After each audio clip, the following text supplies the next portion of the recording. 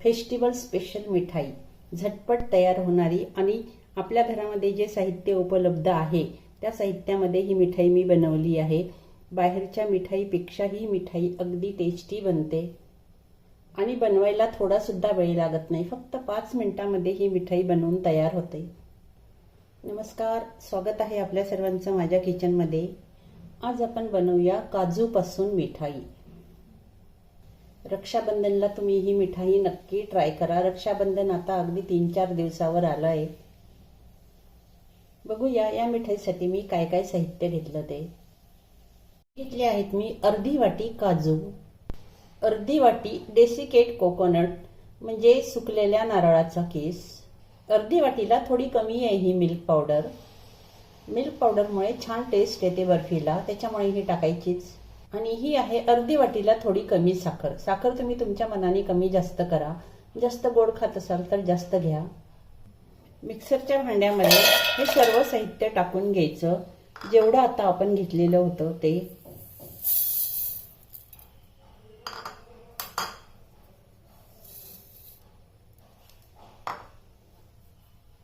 आणि milk powder,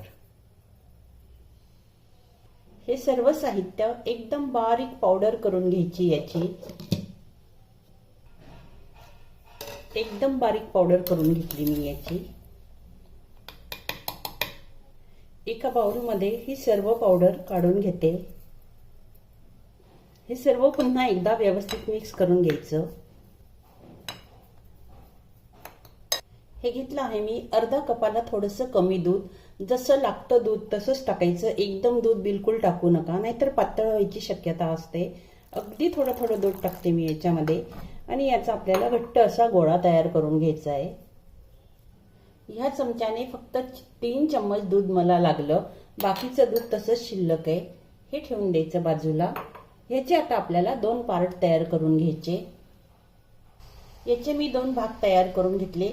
साखर असल्यामुळे काय होतं, याला पाणी सुटतं, म्हणून जेव्हा आपण गोळा भिजवतो तेव्हा लक्ष ठेवा, खूप जास्त असं दूध टाकू नका। यातला हा एक गोळा मी बाजूला ठेवते। यामध्ये मी पिंक कलर यावा म्हणून थोडंसं टाकते रूह अफजा।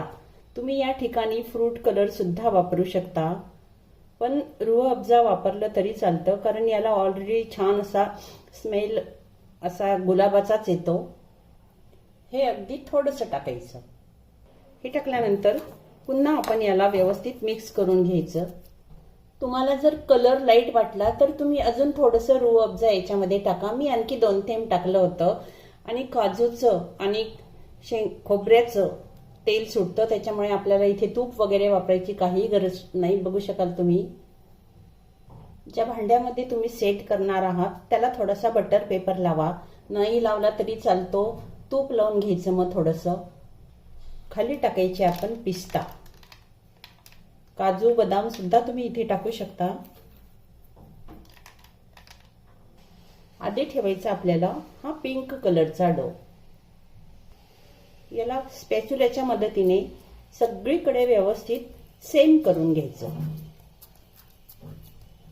किंवा मग याला चमच्याच्या साहाय्याने सुद्धा तुम्ही असं पसरवू शकता।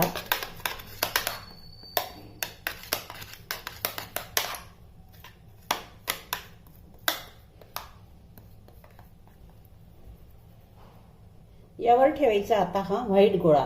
याला सुद्धा सगळीकडनं व्यवस्थित पसरवून घ्यायचं।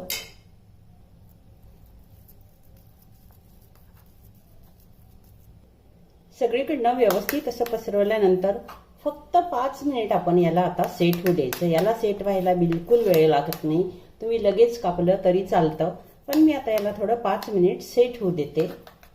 10 मिनिटांनंतर चाकूने याच्या थोड्याशा आपण कडा सोडवून घ्यायच्या।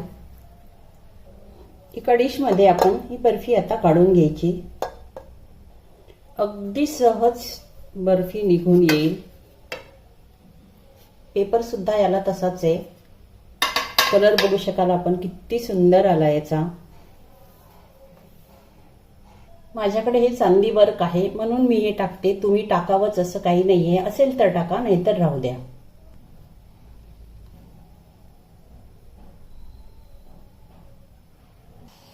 तुमच्या आवडीनुसार छोट्या मोठ्या आकारामध्ये बर्फीला आता कट करून घ्यायचं. घरगुती साहित्यामध्ये गॅसचा वापर न करता विकतच्या सारखी अगदी तशीच आपली बर्फी तयार झाली. हिला थोडं रूम टेम्परेचरवर ठेवलं की आणखी छान सेट होईल. पण आता मला शूटिंग करायचं असल्यामुळे मी ही लगेच कट केली. फक्त 5 मिनिटांमध्ये तयार होणारी ही मिठाई आपण सुद्धा नक्की ट्राय करा. पुन्हा भेटूया अशा छानशा रेसिपीसह. तोपर्यंत धन्यवाद.